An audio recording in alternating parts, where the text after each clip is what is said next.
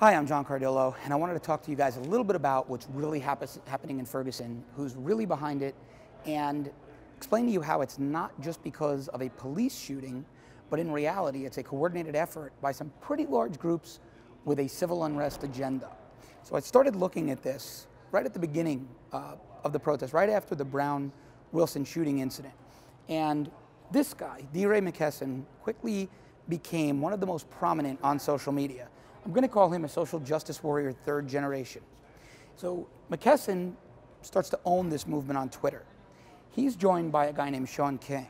Now, Shaun King, who's also a third generation social justice warrior, specializes in fundraising using GoFundMe and other internet type fundraising mechanisms. Unfortunately, there have been a lot of questions about where the money goes with Shaun King, but we'll come back to that at another time. McKesson was early on coordinating with all the usual suspects: Al Sharpton, Jesse Jackson, and I'll explain how Louis Farrakhan comes in a second. As we start to look at McKesson and the new breed of social justice warrior, we find that they're coordinating with the usual suspects in the mainstream media, most notably Wesley Lowery from the Washington Post, Charles Blow from the New York Times, Melissa Harris Perry from MSNBC, and Michael Eric Dyson, a writer, far left, ideologically similar to the rest of these guys. But as you dig a little deeper, you start to find something a lot more sinister.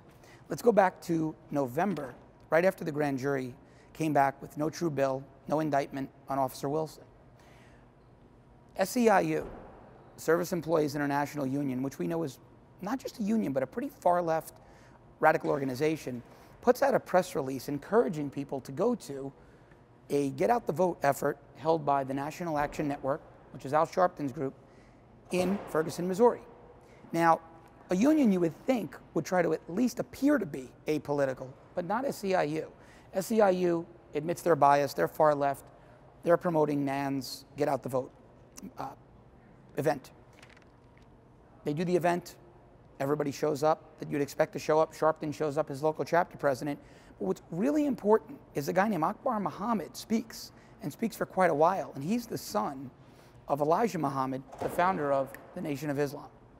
So now you have, with regards to Ferguson, National Action Network, Nation of Islam, and SEIU working together to fan the flames. That Get Out the Vote effort then results in a rally in Washington, D.C. Again, all three groups show up, but something interesting happens there. DeRay McKesson, who really got the Black Lives Matter, hands up, don't shoot, hashtags trending, who really drove this entire movement on social media, is shunned by Al Sharpton. He's told that he can't speak at the rally because he didn't obtain VIP credentials. Reports say that National Action Network went as far as to cut the microphone off of some of McKesson's grassroots followers. So then we find a rift between the new generation and what I'll call the Generation 2 of the social justice warriors. Generation 1 I consider the real guys, the legitimate guys, Martin Luther King, Marcus Garvey. They were the people doing it for the right reasons. Version 2 came along, Generation 2, and started to pervert, politicize, and profiteer off the movement.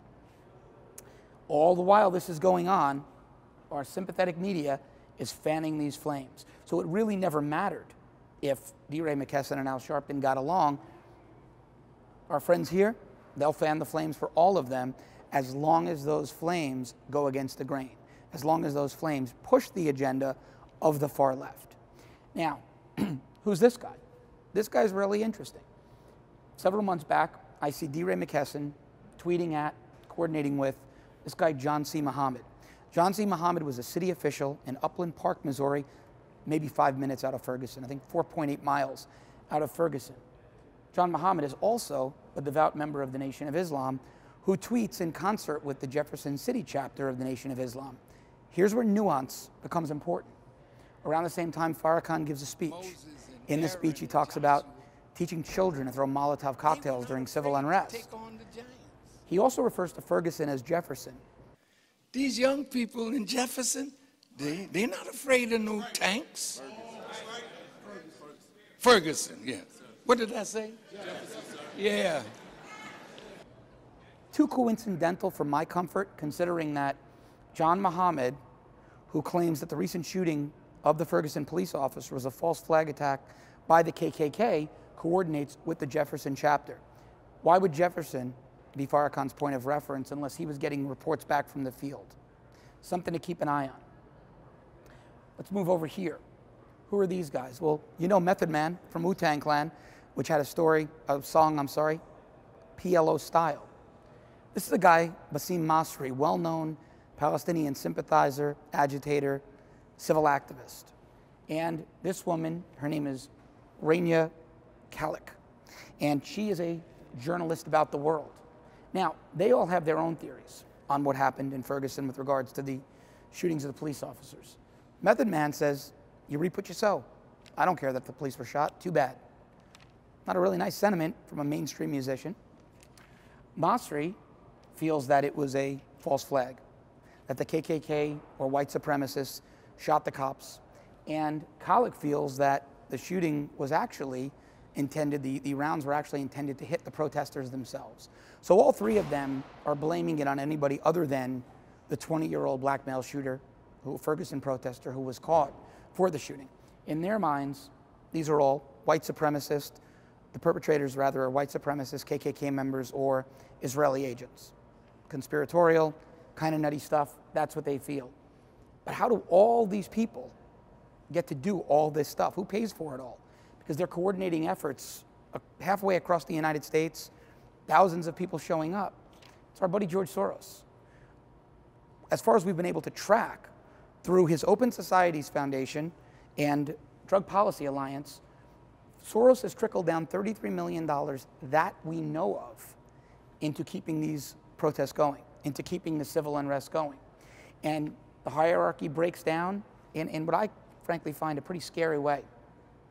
Al Sharpton and his National Action Network are the political and PR arm. Nation of Islam is the muscle, and they bring in their friends from the Black Panther Party.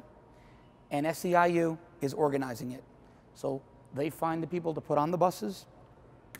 They make sure they get there. They act as protection. And they actually find the buses and make sure that those buses are full and make their way to the site of protest. And when you put all of this together, you see that you have a concerted effort by anti-Americans, communists, terrorist sympathizers to stir civil unrest in the United States.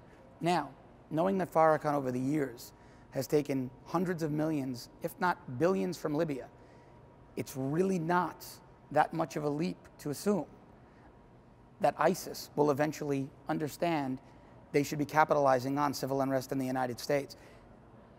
They've already got a sympathetic party in Farrakhan. They've already got an army to help them spread their message. And coming down the road, I'm going to be doing a little bit more research on prison converts to Islam and how that will eventually tie in and they'll become the foot soldiers. But for the time being, do your research. Get the word out. Social media algorithms being what they are, only about 1/10 of content is seen by the intended recipients. So stay on this content and don't just tweet your content at one media personality who's ideologically similar to you. Tweet it at 10 or 15 that you can find. Blog it on your own. Share it with your friends. Do what you can do to get the word out because the mainstream media is not reporting this story. Again, I'm John Cardillo, and thanks very much for listening.